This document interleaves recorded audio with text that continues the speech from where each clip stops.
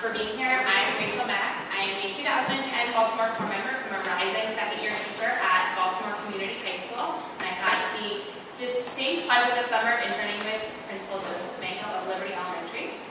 And today I'm going to be talking to you about my core educational values, how those values would be exemplified in a future school that I would want to lead, and then also I'm going to list some of my takeaway statements from my experiences this summer. So my core educational values can be summed up as number 1, collective ownership, number 2, early intervention, and number 3, empowering learning environments. So here's a school I want to lead, neighborhood elementary and middle school. So it would not be called neighborhood elementary and middle school, it would be called whatever it is currently called, so Liberty Elementary, or I really like what Principal Craig did at Hollibird, which was originally Hollibird Elementary Middle, but she changed it to Hollibird Academy. So it's kind of like paying homage to the community and to the school and the history, but also signifying that change is coming. And I think I'd be most comfortable working in a blend of that situation. And neighborhood elementary middle school becomes NEMS, which is kind of cool. So the vision of neighborhood elementary middle school is to empower students in Baltimore City to take ownership over their futures by providing them with the academic skills, habits of mind, and core values necessary to attain future success. We are dedicated to building a strong community of successful learners among not only our students, but also our valued family and community members. The mission of neighborhood elementary middle school is to create a community of successful learners. We will provide rigorous instruction with an emphasis on early intervention.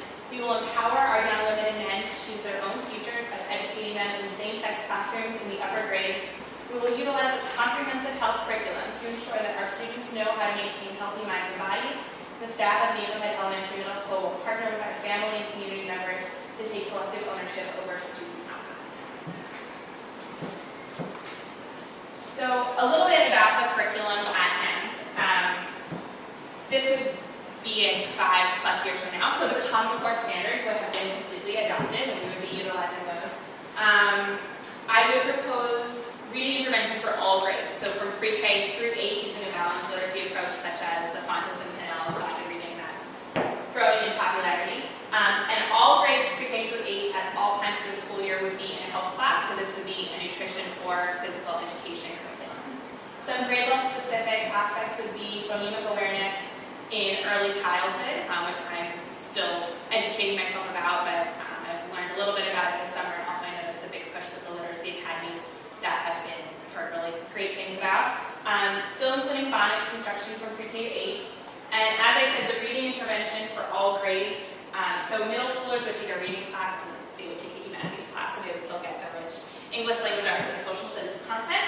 And as I mentioned, same-sex classes for grades 4 through 8. So why would I be advocating for same-sex classrooms? Doing a little bit of research and thinking and reflecting upon my experiences in the classroom this summer, I found out that single-sex schools and classrooms are actually legal under Title IX, which is interesting. And a little bit of research, so Builder 2006 found that girls' school alumni were more likely to receive scholarships and attain a higher starting salary after college, and that was controlled for socioeconomic status and other things like that. That same study found increases in achievement, pursuit of higher education, scholarships, and starting salaries after college for African American students, so both men and women at these same-sex schools. In an anthropological study, it was found that same-sex schools are a better learning environment for female and at-risk minority youth, so if we're thinking of our population that we serve here in Baltimore City, these findings really become meaningful.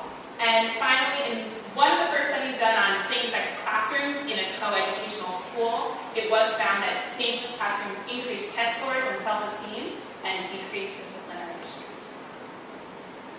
And as I said in my mission and vision, something that's really important to me and is something I hear echoing with my colleagues would be family and community involvement. So some proposals I would have would be to hold parent and child open house nights.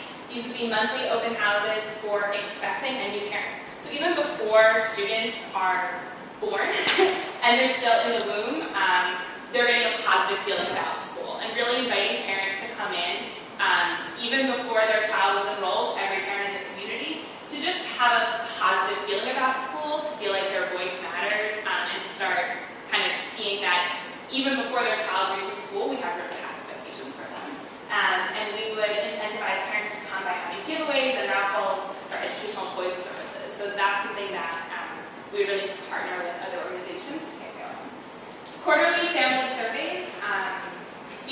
The benefit of doing surveys is that they could be anonymous, so that we wouldn't just rely on parents who are knocking on the principal's door or calling North Ave and getting their opinions. We would want all families' opinions, so we really create a safe space for people's opinions. And we would do this quarterly, so it wouldn't just be like once at the beginning of the year, once at the end of the year, so we could have time to reflect and improve. And another fun idea I had would be to have a family day one Saturday per quarter, and this would be a barbecue or a potluck or something of that nature where it's not evaluative, it's just to showcase student work and to just have an open house for the school and invite the whole community. So I'm going to revisit my core educational values that I posited in the beginning of the presentation. I mentioned collective ownership, so this is exemplified in a neighborhood school where the school is situated in the community so that all of the community members can really take ownership over what's going on. And you may have noticed in my mission, vision, and curriculum slides, I included an asterisk, and it says draft to be edited and adopted by students and stakeholders. So this would not be something that, as a leader, as a leadership team, would be rolled out. It would have to be an ongoing process where students and family and teachers feel like they have a voice and do have a voice, and that would increase involvement and investment. Early intervention, having the parent and child open houses before kids are even in school, and the reading intervention throughout all grades.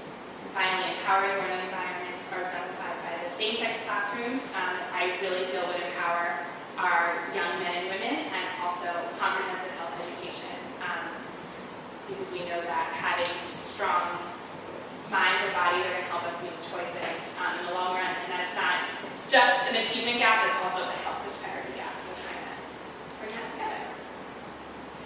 And 3 takeaways from my experience this summer.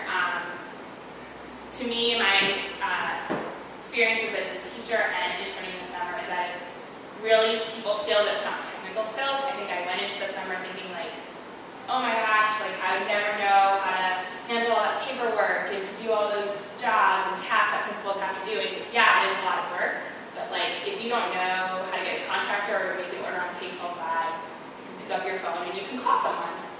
But if you don't have any people who are going to want to pick up the phone when you call them, then that's where the trouble is. So I think that really like those people skills and building those relationships are the most important things. Include the why in everything you do. I also didn't think much of mission vision statements before I started this experience, and I've now completely shifted into the mission and vision camp, because I think in my experiences, when I lose sight of what I want to do, that's when things start to go south. And when you walk into a school where it's really clear what the mission and vision is, and you can see throughout the building how that's exemplified, those are the really exciting places that I want to be. And finally, just the magnitude of impact that school leaders have on so many children. Just have a lot of respect for them.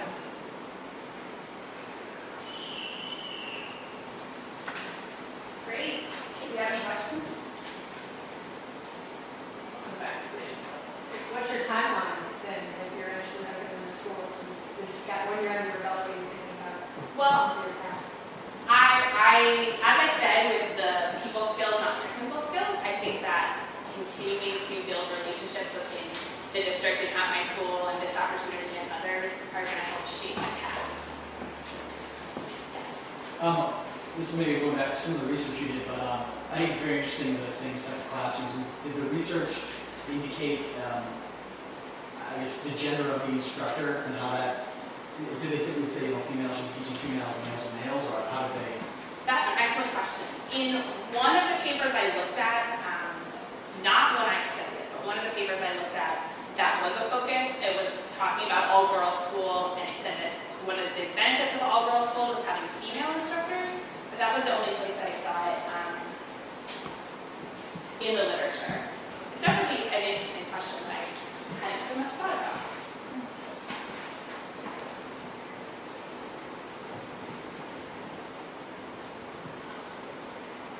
Thank you so much.